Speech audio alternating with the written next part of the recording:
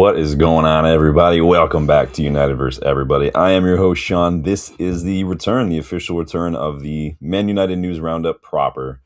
We do sprinkle a little bit of news here and there, but there's been enough of it today. And honestly, there's a lot of stuff going on outside of the news that I wanted to get your thought on as well, because big part of why I started the channel is because all the stuff that we talk about, the way I talk about football and everything, I do that on the regular basis, including friends and whatnot. Had some fun discussions recently. Wanted to get your guys' thoughts, let you guys weigh in a little bit on some of those things. So we're going to talk about all that today. I mean, there's not a ton going on news-wise, but we're going to chat anyway. Some good, some bad. Some remain to be seen if they're going to be good or bad. We'll find out. But let's dive in, you guys. Make sure you guys like. Make sure you subscribe to the channel if you guys are new. And I will see you back in a hot second.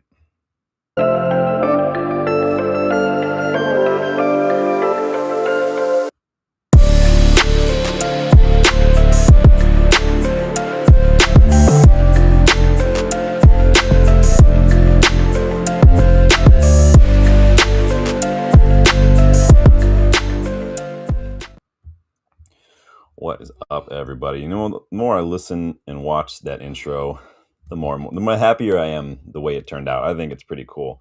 Honestly, when that last little shot when Dylan is looking up at Old Trafford, like I was in the moment, and going up into that moment, I didn't want to do it. But then while we were in the moment, while I was filming Dylan's first like Old Trafford experience, I was like, this will make a really cool shot for the end of an intro.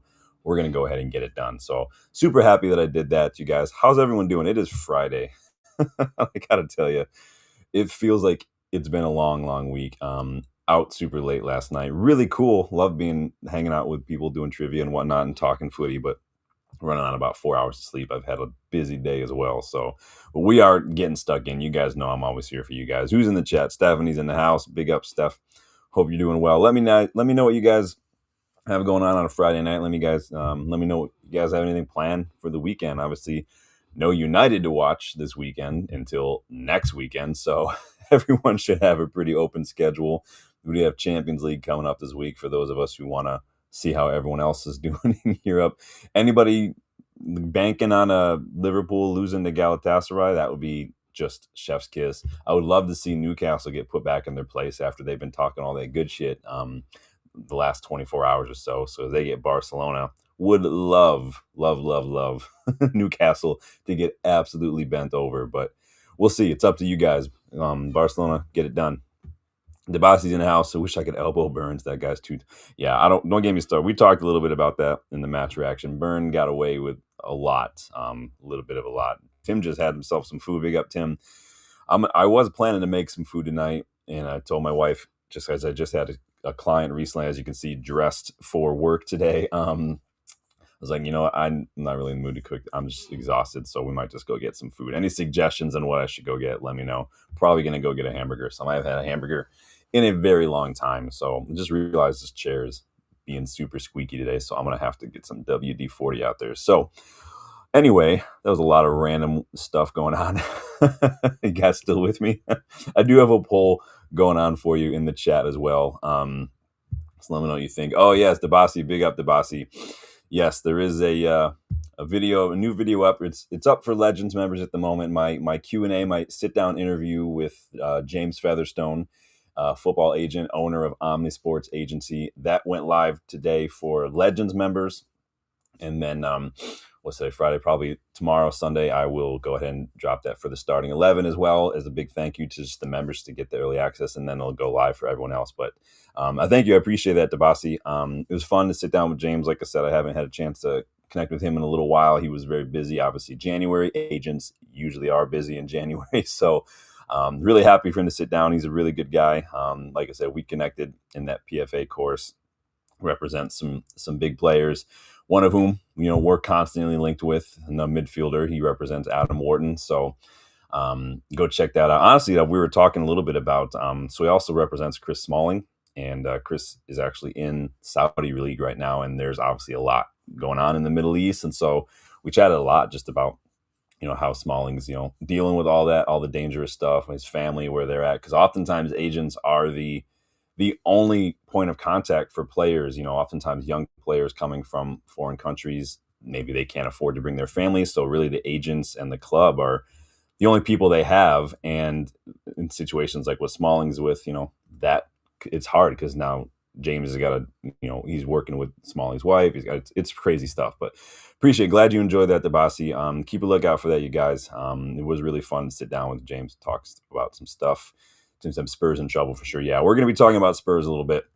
We're going to talk about one of our players, though, who is in trouble right now because one of the Fletcher twins is set for a spell in the stands. So Jack Fletcher has been suspended for 6 matches following his red card against Barnsley in the EFL Trophy. Recently, he was immediately very remorseful, admitted his guilt. He used a homophobic slur towards an opponent who the opponent also said something to him, not a homophobic slur. I think it was about his family or something. And obviously Fletcher was immediately remorseful, admitted the guilt, but he is going to get banned. It's a learning experience for Fletcher, learning experience for everybody, learning experience for young people everywhere. Just whether you actually if you mean this stuff, like that's messed up. But if you're just saying stuff because it's going to hurt someone's feelings, like whether that's racism or homophobic, like come on, like do better. So learning experience, he's got some growth still to go through and, mentally, emotionally, just so no excuses, none at all. He'll learn from it. And, but yeah, he needs to be taught a lesson, and that's the lesson. So, unfortunate, a little bit of a black mark on his record at this point, but hopefully he'll come back and just a little bit of education, a little bit stronger for it, a little bit more mature as a result. So moving on, speaking of another, another player in trouble, when it rains, it pours there because, apparently, after a retrial, we finally got a verdict on that Harry Maguire situation in Greece from about 87 years ago. You guys remember that? Ben Jacobs threw this out yesterday. So Maguire has been found guilty of non-serious assault and given a suspended 15-month sentence. It follows his alleged role in a brawl in Greece, a family holiday back in 2020. He's expected to appeal the verdict as well. So he's been convicted on 3 counts, I think, non-serious assault, resisting arrest, and attempted bribery, I guess, for something that happened again in Mykonos. Literally, it feels like it wasn't that long, but it's 6 years ago. Apparently, over the last couple of years as well, while all this is going on, Maguire has also rejected chances to settle the case out of court, and usually you do that when you think you've got a chance of winning the case, right? Being found not guilty. Some journalists have stated and wondered if this could impact his World Cup hopes this summer because he could be facing a potential travel restriction or a criminal record, which coming into the States, there's some iffy stuff there. But Mark Critchley was on the Talk of the Devils podcast earlier today, and he said, no, it's not the case. When you appeal, you basically reset everything, and so there's nothing there. So you would only be travel restrictions if you're found guilty, but obviously appealing means the verdict is taken off the table. So Andy Mitten added to that there's some hope because I guess only like 1 police officer from Mykonos showed up to the trial, which doesn't usually look good on their end. And then the fine has also been waived anyway. So hasn't had a major impact on Maguire. I mean, he gets paid a lot of money anyway. So, but it is a great tragedy. Look at that. You guys got jokes today. Big up, man. And big up. Devices says need to control his emotions, be humble. Yeah, Fletcher. Yeah, it's hopefully it's a learning experience, right? You just hope that the kid learns something.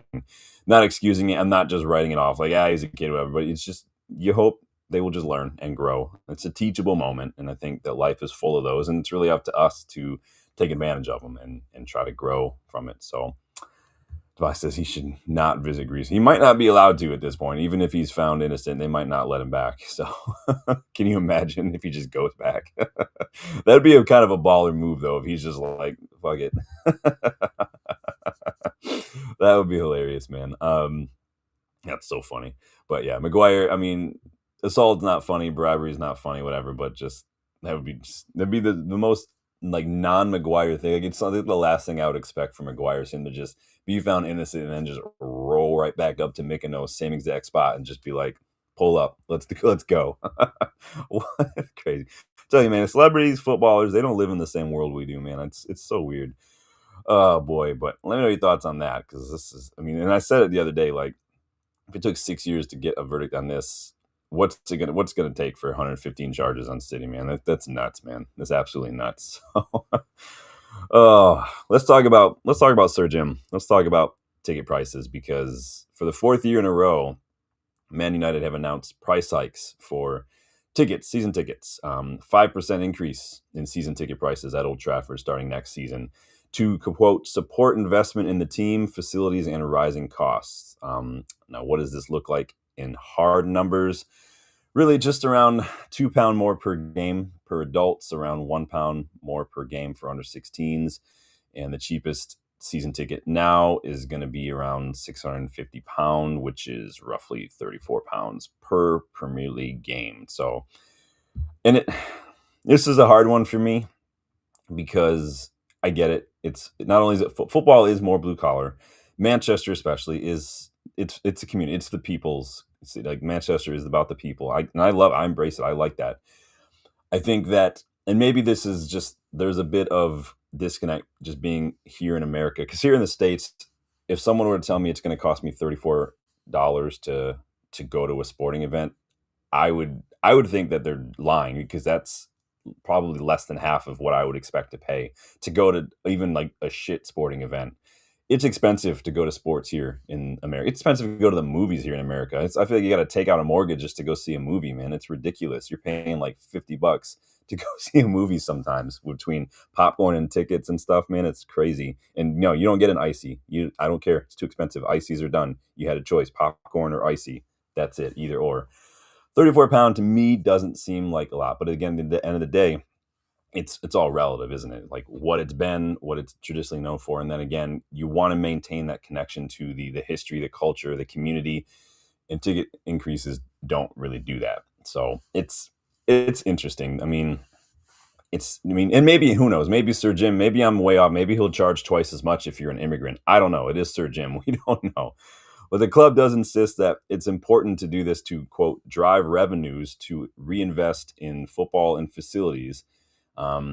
Also, like 600 seats. This is the part that really does my head in too. 600 seats have apparently been relocated around the dugout so all those season tickets, those seats have been moved because remember, we talked about that a few months back that they're converting a lot of those seats immediately around the dugout into hospitality. Now, hospitality season ticket prices have not gone up. Those have frozen. So, then that's what I mean when I say this is the part where it does my head in. So all the people who pay extra, all the celebrities, all the people who want to pay, their season ticket prices have not gone up, but everyone else's has gone up, which I don't think is right. You can charge more for hospitality. You don't have to charge more for everyone else. So it's clear to me where Ineos's priorities lie when it comes to match day fan loyalty, and that's just not. Do the fans get heated? Heated seats? What are you talking about? You'd be lucky if you don't get rained on, man. I got dripped on at the Crystal Palace match a couple years back. That one we lost 1-0 at Old Trafford. Remember that one? We were Amrabat playing left back. I had my first leaky roof experience that match. Sat there literally for almost 90 minutes, just a steady drip on my right leg. I'm like, this sucks.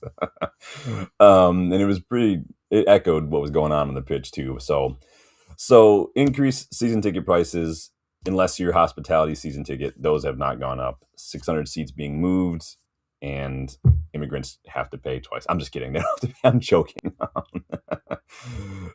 Big up, Danny B's in the house. Good to see you again. Hope you're doing well, my friend. Let us know what you're getting up to this weekend. The bossy says, I thought the waterfall was a feature. It is if you're at like a spa or something. I mean, maybe that's the ambiance they're trying to put on, man. There were some periods under Louis van Gaal where it almost felt like a spa. We were all falling asleep. I mean, you get a little sound of the dripping water in the background, right? A little rat squeaking in your ear. Zero celebrations for goals because we had so many 0-0 draws under Louis van Gaal. It was serene. You could literally go there if you just wanted to take it was either go spend money on Ambien or go watch Louis van Gaal play football.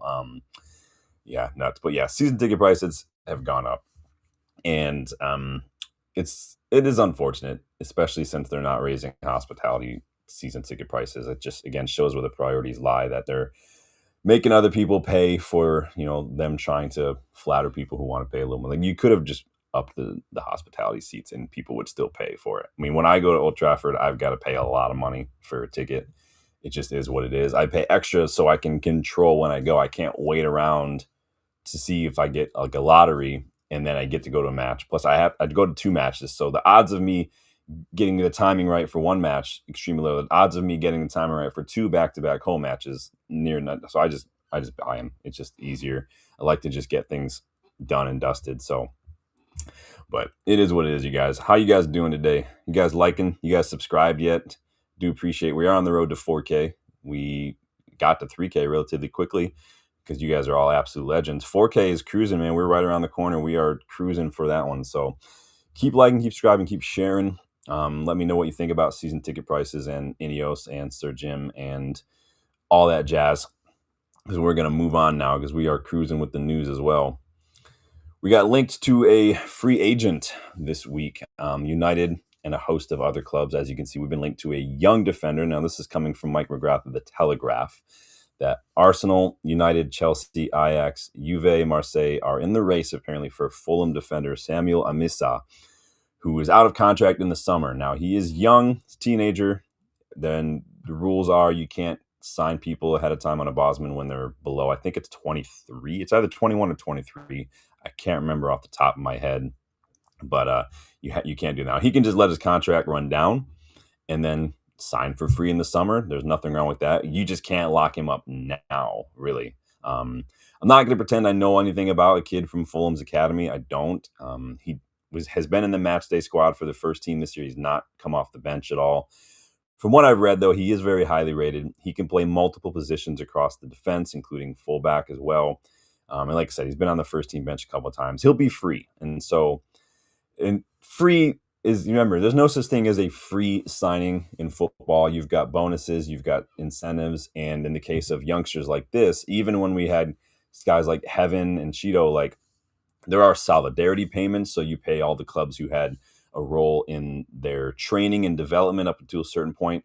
There's compensation for all that as well. So anybody who played a role in the youngster, the underage people getting there will get a little bit of a cut. It's usually not that much. It's like $500K total that you pay and everyone splits it and whatnot. But so no such thing as a free signing. But Dwight says he looked all right against us. Wasn't very eye-catching. I don't think he played, man. He hasn't played. Tobias says I will take free. Yeah, free. Nothing wrong with free, but again, we'll pay $500,000. So hey, all that money we saved from sacking some people, we're gonna go get a free baller. That's where your season ticket price hikes are going, towards a free agent teenager. I've also seen a report that we have our Tony Cotton, our goalkeeping scout, was in attendance for a couple matches in the Welsh Premier League, I think this week. Looking at a young goalkeeper, a 19-year-old goalkeeper named Kit Margetson, who currently is at Connacht Nomads on loan from Swansea City. So he's a Swansea player out on loan, similar to what we've got going on with like Vitek, or what we did with Kovar and whatnot, what we do with all our young keepers, because we just don't like them apparently. But apparently Tony Cotton, he's the guy who played a big role in identifying Stena Lamans, if you guys remember. But we are going to need a keeper around next season. I do think Tom Heaton, unless you can get Tom Heaton to stay on for like a year, I think Binder is probably going to go as well. We saw linked to Besiktas recently, but unless Vitek wants to be a backup, but I will probably end up selling Vitek, and honestly, more is the pity. But Vitek's he's showing at Bristol that he can be a starter for, maybe not for United, but definitely for another club. Like he could probably go someplace like, I don't know, name me a club in Premier League that's low. Maybe he could probably start for Burnley, for instance, if they get relegated, and he can do just fine. He could go take over for Jose Sa at Wolves and be just fine, I think. Really good learning experience down there. But 19 years old, though, I don't know if that would be ready to be a backup. Would you want someone older as backup on like a free signing? Remember, there was a free signing again. Someone like that. We've been linked to a couple throughout the last year. Backups, you need backups. You need three keepers, like in and around the first team, because for warm-ups alone, you have to have two and then your starting keeper. That's just part of the warm-up thing. So, and it's always nice to have backup ready. So we'll see. Maybe there will be some free agents out there. Maybe there will be some cheap ones. Maybe there'll be people who would just, other clubs want to sell. Who knows? That's how transfers work, right? But I don't watch any of the Welsh League. Any of my Welshmen out there, Rob Taff, if you're in the house, let me know. Is this kid any good? Do you watch any of the Welsh League? I want to know.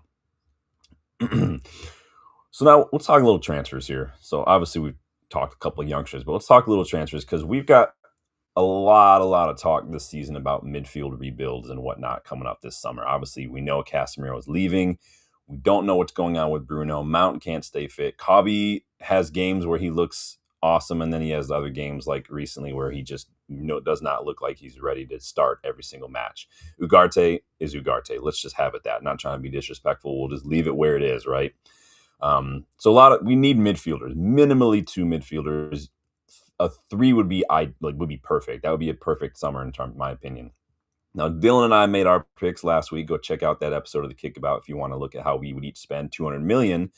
But Andy Mitten is recently, again, in that Talk to the Devils podcast, has sort of put a new variable into the mix here. And this is what Andy Mitten had to say recently. That United have got their targets, the players are interested in. Some of them are public, some of them are not. They're looking at some of the players we've mentioned, Anderson, Wharton, Baleba, but there are others, a few in Spain that would absolutely raise eyebrows. A few midfielders in Spain, a few players in Spain who would absolutely raise eyebrows. What do we think that could possibly mean? Who are we thinking here? What midfielders currently playing in Spain that we could sign? Maybe there's some we've been linked with. Maybe there's some that you like. We've been linked to Marc Casado at Barcelona. Remember, I scouted him a few months back, and then like last month we saw links there. You guys know I love Lucien Agume at Sevilla. He's another one we've scouted here on the channel. Javi Guerra is another name that's not going away at Valencia. We've been linked to him, I feel, for a couple of years now. Young, I think he's only like 21, 22. Deep-lying playmaker, a little bit of physicality in them. Who else out there? A lot of people are calling out Tchouaméni. I like Tchouaméni. Camavinga, I'm not as keen on personally. I like Pablo Barrios. Danny just mentioned Pablo Barrios. I like him a lot. I did scout him. If you guys go back and watch my Casemiro replacement video, I did scout Pablo Barrios. He was one of my picks. I love Pablo Barrios. I think he's an excellent midfielder. We need a head coach in first. Like we need a head coach. Not because I'm like, oh, we got to buy players for the coach. Potential signings want to know who they're going to be playing for. There's that other side of the coin that a lot of people overlook.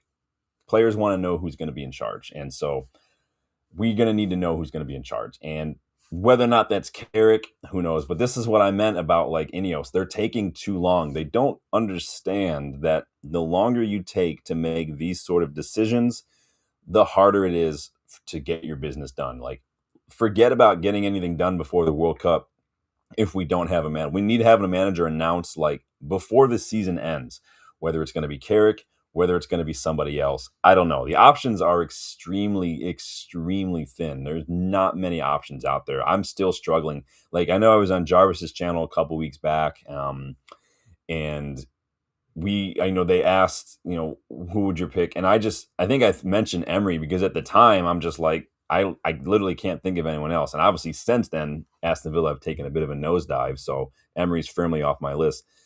Earlier in the season, it might have been Oliver Glasner. That's not a thing anymore because they've taken a shit. I literally don't even know. Like, if it wasn't a World Cup year, I would definitely be looking at someone like Tuchel, someone like Nagelsmann. I really do like Nagelsmann.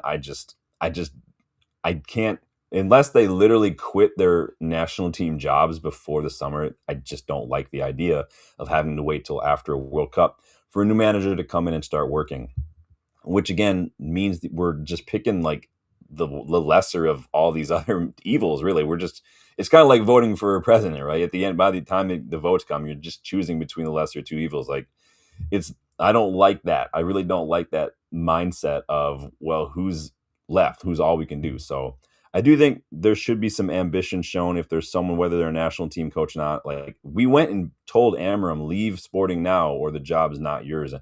And he left Sporting mid-season. Like, that's what we should be doing for a new coach.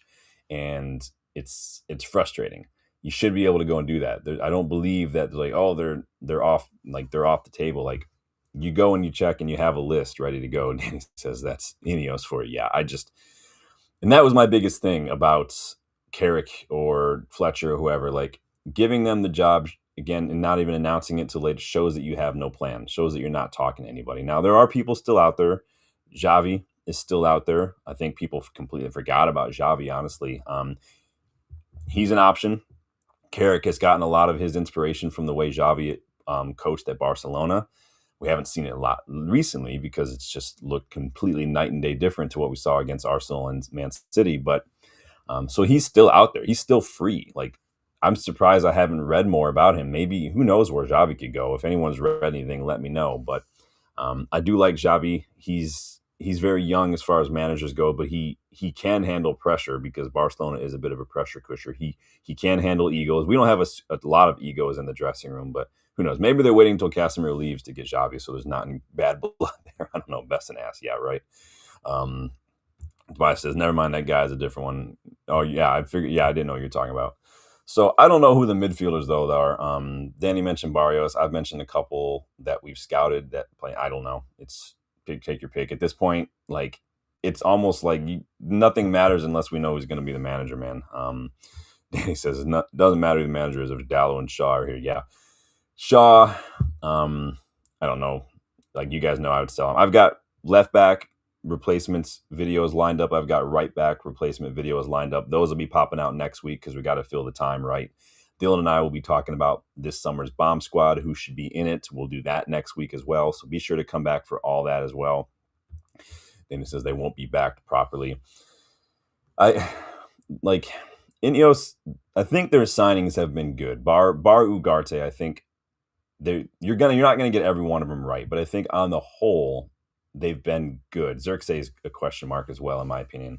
And it sounds harsh. It's just I just don't know if he offers enough. It's not whether or not he's good enough. I just don't know if he offers enough. But on the whole, their signings I think have been very good. Like Cunha and Bumo, Shesko, very good. Delit, I don't know what's going on with Delit, but up until his recent injury, he's been fine. Mazraoui, I think, is fine. So yeah, I did say Nagelsmann. He would be a pick for me. I do like Nagelsmann. You guys remember, if you've been around for a while, a couple years ago, before we hired Amorim, when Ten Hag was looking like he might get sacked in that spring before the FA Cup final, I did several different videos on different managers. I don't really rate De Zerbi all that highly. I don't want Pochettino.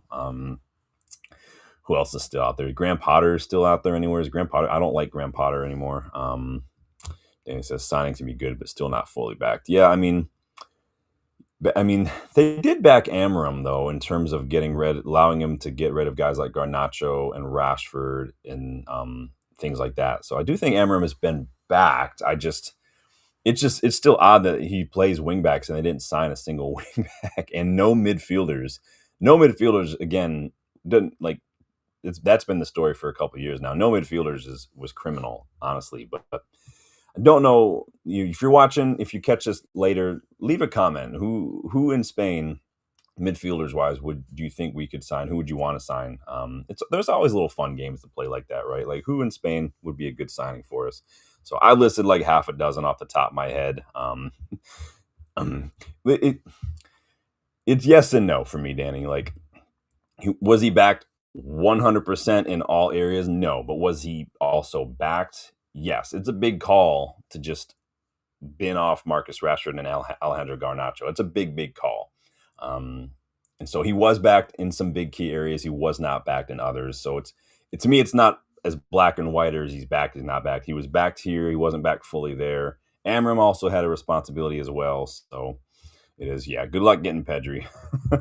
I told you guys when I was doing my my level 2 talent identification with the PFSA, one of the assignments in that course is they gave me a game to watch. It was PSG versus Barcelona, and I had to choose one player and write basically an analysis for that player based on the match. And I chose Pedri.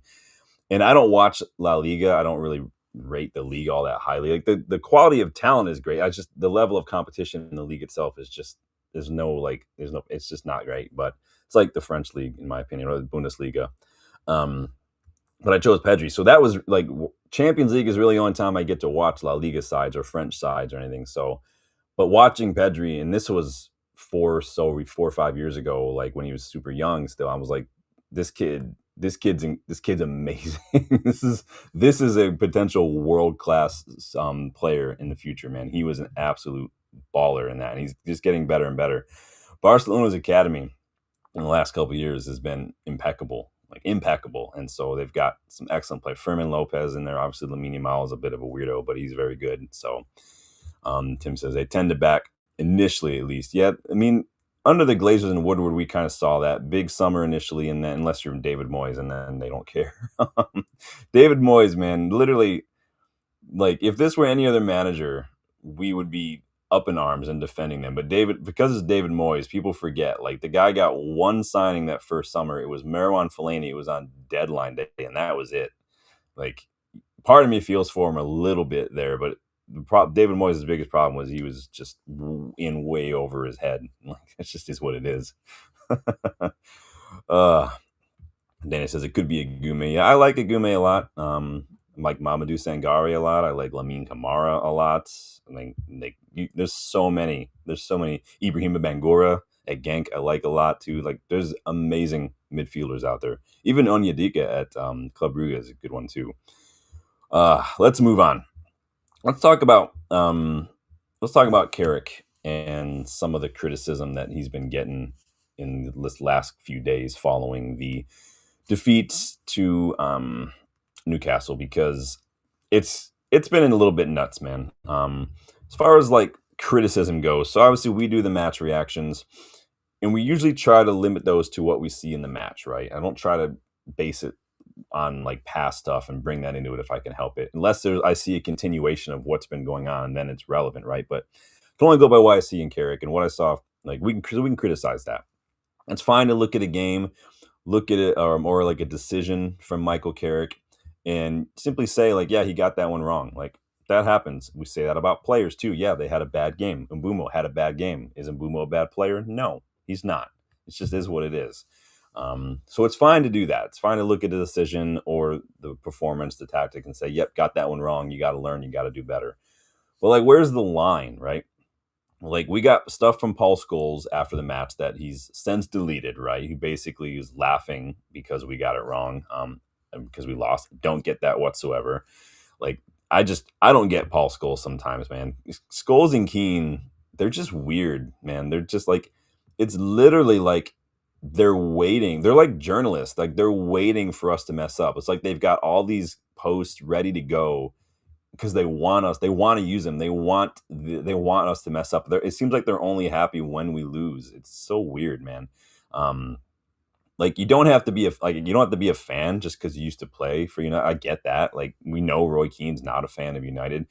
Make of it what you will. Why like some of the class of '92 act the way they act. I'm not going to speculate. I'm just replying to what I see. But like it just comes across as like petty, unnecessary. Like the stuff with Leacha last month from Nicky Butt and Paul Scholes, like that was just weird. And then the whole sorry not sorry from Scholes after the fact, like, dude. But with Keenan with Carrick, it's just personal, man. Like it's weird, the stuff with Carrick's wife. But like, so Scholes came out and said some stuff. Rooney came to Carrick's defense as well. I don't know if you guys saw this. Like he's basically saying like constant criticism and taking shots at like their former teammates. Like Michael Carrick was a former teammate of Scholes and Keane. Like it just feels unnecessary. Rooney says honestly a bit disappointing.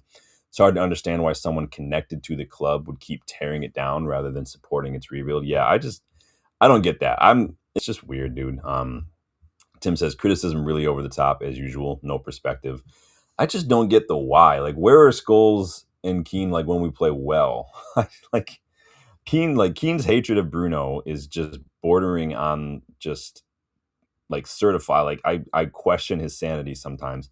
Sometimes I wonder if these players have done too many headers, or is there some sort of dementia going on, some sort of CTE situation going on? Because sometimes that's the only way I can try to justify some of the stuff that they say. I don't get it, but it's so weird. So like Rooney said this defending him, little shots at Scholes.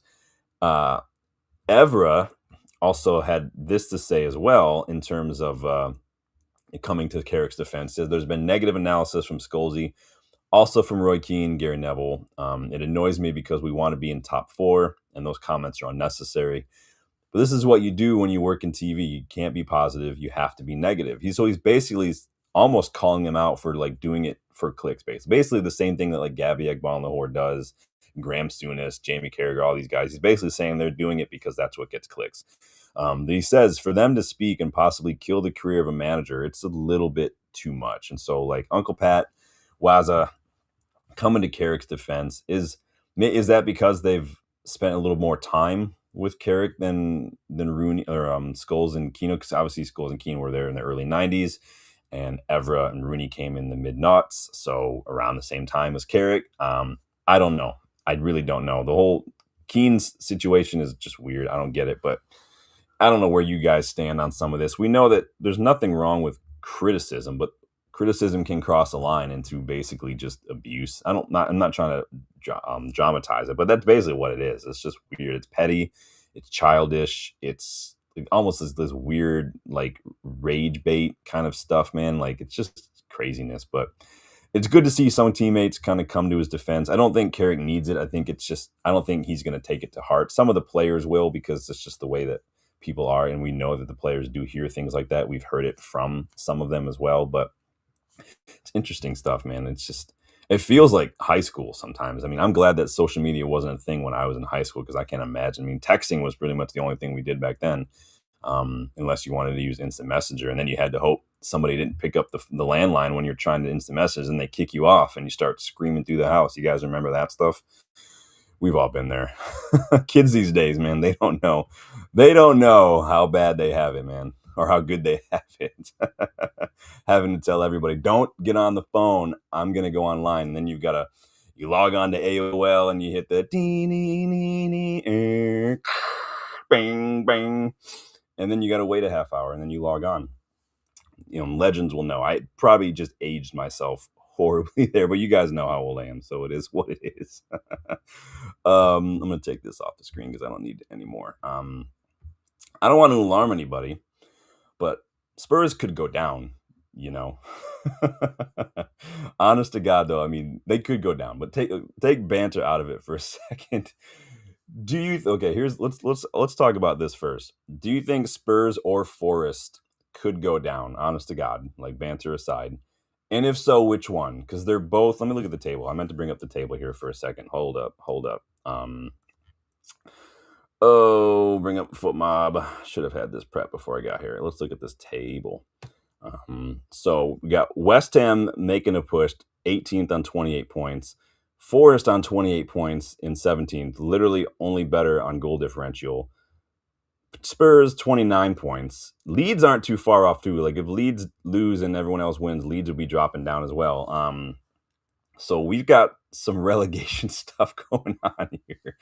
So if you had to choose now, which one would more realistically go down? Would it be Spurs or would it be Forest? Right. You also have to look at like momentum too. So Forest have not won since a European match against Fenerbahce in the first, and that was it. That was their last time they won, and the last time they won in the league was end of January. So they've just been absolute dog shit. Spurs, where are Spurs at? Spurs, like I just see Reds. Literally no league wins for Spurs since freaking before the new year. Literally, their 1-0 win over Palace at Palace was their last league win. They've won in Champions League, but that's literally been it. They have Atletico Madrid coming up too. Then they got Liverpool, Atletico again. And then it's funny to think it is a big 6-pointer between Spurs and Forest. Tim says the momentum isn't with Spurs, that's for sure. Yeah, that whole club. I don't know if you guys watched the match. Anybody watched the match yesterday, the 3-1 loss to Palace? Their fans left in the first half, Spurs. They left because they went down like 3-1 in the first half. Ismail Assar, too. I like Ismail Assar a lot. Remember when we were linked with him when he was at Watford? So, yeah, their fans are done. They've given up. Their players literally look like they've given up. Van de Ven could not give a single fuck. Like, you could search his house for a week and could not find a single fuck. He's done. They just don't care. And that's the problem. The players at Spurs don't care if they get relegated because they'll just move. They'll just go to new clubs. They literally don't care. And this is why I constantly have an argument with people. There's no loyalty in football. If you think players are loyal to clubs, there might be a few outliers here and there, like Letitia or some nonsense, but there's no loyalty in football these days. Managers don't care. Mourinho has managed like every club in every different league. He does not care. Rafa Benitez, Liverpool, Everton, nobody cares. How many Italian clubs has Pirlo played for? Like, there's no loyalty. Ibrahimovic has pretty much just gone on a whirlwind tour of Italy in his career. Like, no one cares. It's just interesting, man. Danny says, not sure Spurs fixtures are, yeah, they're Atletico, Liverpool, like they could very easily go down. And West Ham, they were on a little bit of a push, and then they got knocked down by Liverpool again. Malpa, big up Malpa. Good to see new faces. Spurs are not used to this relegation battle, especially the fans leaving. Yeah, fans walking out before halftime was probably the final nail in the coffin for them this season. It's that club. Can you imagine spending all that money on a new stadium, all that money on a new stadium, all this money on players and whatnot, like only to get relegated? I mean, and we lost them in the Europa League final too. Like that's embarrassing. We obviously had, obviously shown that last year was a bit of a blip. They have kind of started a trend for themselves, and it's not looking good. It's not a good look for them. Marvel says the other teams know what a relegation battle is, and their fans stay to the last minute, keep supporting them. When's the last time the Spurs have Spurs always been in the league? I obviously I'm not a Spurs fan, so I don't know. But here's a question though, and I put this in the chat. So 64% of you say no, 36% say yes. But the question is, if Spurs did get relegated, would you want any of their players? They have a couple that I wouldn't mind taking. He's not having an excellent season this year, but Pedro Porro is a very good right back. He's experienced. I like his mentality a little bit. He's got that dog in him a little bit. And last year I think he had like 10 assists last season. I do like Pedro Porro. He's just not having a great season, but neither is Spurs. That's like saying anybody at United in 21-22 is garbage because we were garbage that season. Like that's just not the case. I do like Bergvall. I think he's a silky player. I really do like Archie Gray. I liked him when he was at Leeds. I never had any hopes for that because he and his whole family are Leeds through and through 100%. So that was always going to be a bit iffy. But I do like Archie Gray a lot. I think he could be a really good player for us to come in and rotate. Then he says Bergvall Pro. Yeah, I like Bergvall a lot. Tim says we keep linked. Yeah, we're always going to be linked to Van de Ven. His attitude recently, not for me. And I like Van de Ven. The problem it's just the injuries. Now again, he could prove wrong. Who knows? He just always seems to be injured. So you guys know I don't like injury prone players. If you want to know which Premier League center back I would take this summer, go check out my 200 million rebuild video that we did last week because I came out with a shrewd masterstroke, in my opinion, for a player who is entering the final year of his contract, who could be available for peanuts, honestly. If you remember, he was linked to Liverpool when he was still at it was at Wolfsburg, I think. And he ended up going to Spurs instead. And the problem is, this is what happened with Liverpool. They shot themselves in the foot by extending Van Dijk's contract and Salah's contracts. When they signed Frimpong should have been Liverpool's right winger, he's not a right back. He's a right winger, basically. And they should have pulled the plug on Van Dijk and let him go back to Celtic or some nonsense. Who knows? But or the Saudi league. But they didn't. They held on to him, and they're just shit. I mean, it's just the basing. It is what it is, man. Tobias says Spurs players are prone to injuries. They do seem to have a lot of injuries, don't they? It's interesting. Somebody should do a study on that. So, yeah, Archie Gray, I like. Probably never going to happen. Just the Leeds thing is just hard for. And again, it's not like we can't get players from Leeds. We've done that before. But when that player is Leeds through and through and their family is Leeds, that's sometimes too big of a hurdle. He wouldn't be able to go to Christmas anymore. They wouldn't let him in. It just is what it is. But 64% of you say no. I'll leave that one open a little bit longer. I had a fun little discussion last night. And as we close out, I want to get you guys' thoughts. So I had a fun little discussion last night with a trio of Barcelona fans and regarding Pep Guardiola as a manager. So shout out Jeremy, Brad, and Corey, because you guys are legends. I love you guys. And it's always most of what I say is a wind up anyway, so I hope nobody takes it personally. But honestly, so the conversation continued this morning as well, because the more I looked into it, the more strongly I back my opinions on Pep Guardiola as a manager. I just think he's overrated as a manager. I don't think he's great as a manager. People say he's tactical. He stole his tactics from Johan Cruyff, who he played under at Barcelona. He literally did Johan Cruyff tactics. He didn't promote a lot of academy players at Barcelona. People like to turn around and credit him for bringing through guys like Messi, Iniesta, Xavi. Those guys were already in the first team years before he even took over as the B team manager at Barca. So they were already there. He inherited good teams. So this is where it goes into, right? Nutshell version, he's a checkbook manager who every club he walks into is stacked. They are the top clubs in those leagues. They are financially backed, legitimately or otherwise. He gets whatever he wants. And so like he doesn't even get on my Mount Rushmore. And it's not a Manchester rivalry. I don't consider city rivalries. I've got footballs lying around that are older than that club's relevancy. It's just the way it is. So I never consider them rivals, but he doesn't even get in my Mount Rushmore of managers. So heads up, we will be doing a Mount Rushmore of football managers one day soon. Probably going to do a Mount Rushmore of players as well, and we'll probably do a Mount Rushmore of United players too. So keep a lookout for those videos as well. But like Fergie, Ancelotti, Mourinho, I don't even like Mourinho, and you guys know if he gets on my Mount Rushmore, that's a big deal. I'd probably put even like Johan Cruyff above Pep Guardiola because of just if anybody thinks Pep changed football, like Johan Cruyff did it way before Pep did. So it's just interesting. The credit that Pep, and because he gets no stick for a lot of the decisions that he makes. Like the Jack Grealish thing, like 100 million on Jack Grealish to basically let Fred outscore him in the Premier League that first season is just embarrassing. He gets no stick for letting guys like McAteer or Cole Palmer go. Like he doesn't develop players. Like it's just embarrassing, man. How much money City have spent in the last 12 months alone. And the fact, and this is the thing too, like he comes into City, doesn't win anything his first season, says, I don't want Joe Hart anymore. Don't give me Claudio Bravo. Claudio Bravo comes in for the year. A year later, I don't want Claudio Bravo anymore. Let's get rid of him. Give me Ederson real quick. Let me get $250 million in or pounds on fullbacks in one summer. Let me get $200 million in January for this. Let me go get James Trafford for $30 million and then literally turn around and get Donnarumma as well. Like it makes no sense. Let me circumvent the rules to get Savinho here from city-owned Girona and then just not use him anymore. Like it's so weird, man. I don't get it. And then people are like, well, Sir Alex, he bought a lot of players. Yeah, he did, but he didn't just turn around and fuck them off a year later.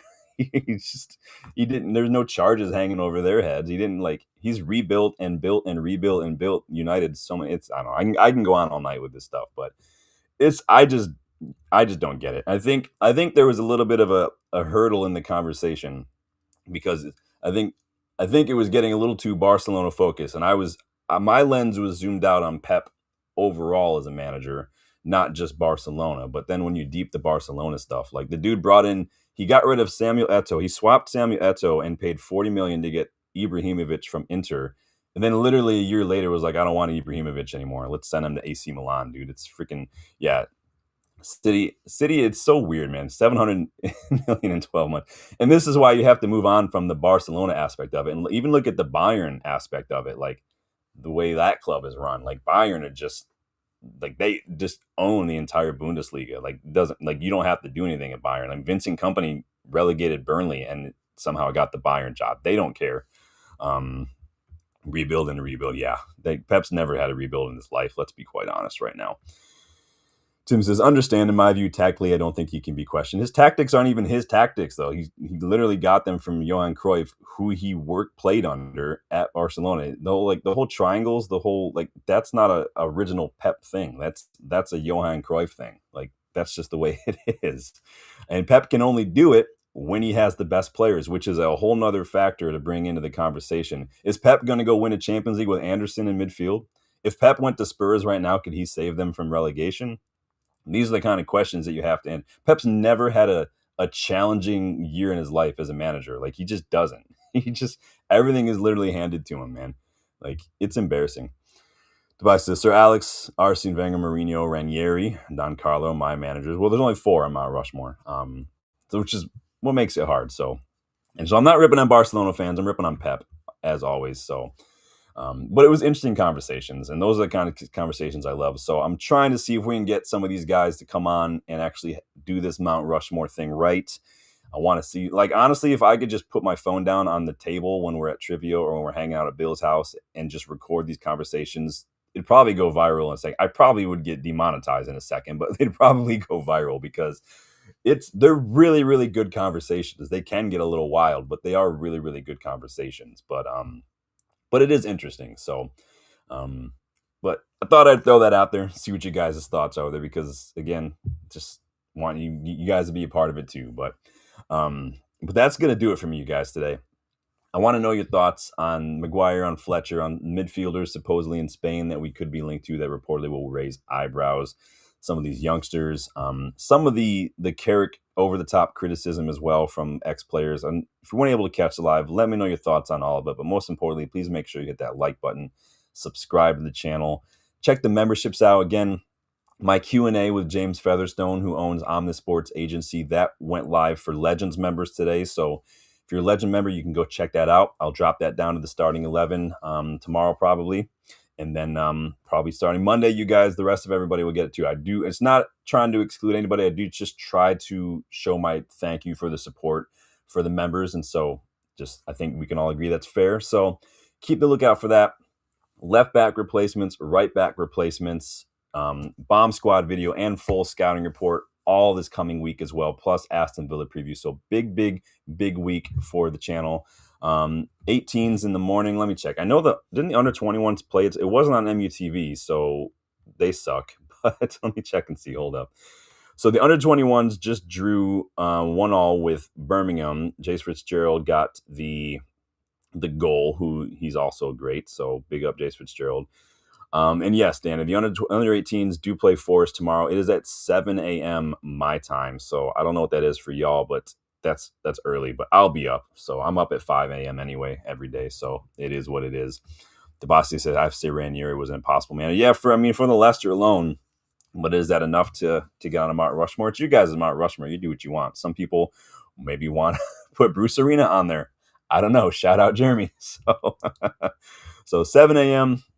under 18s, probably on MUTV, but who knows, because the under 21s match was not. But thank you guys for stopping by. Enjoy the rest of your Friday, whatever you guys get up to this weekend.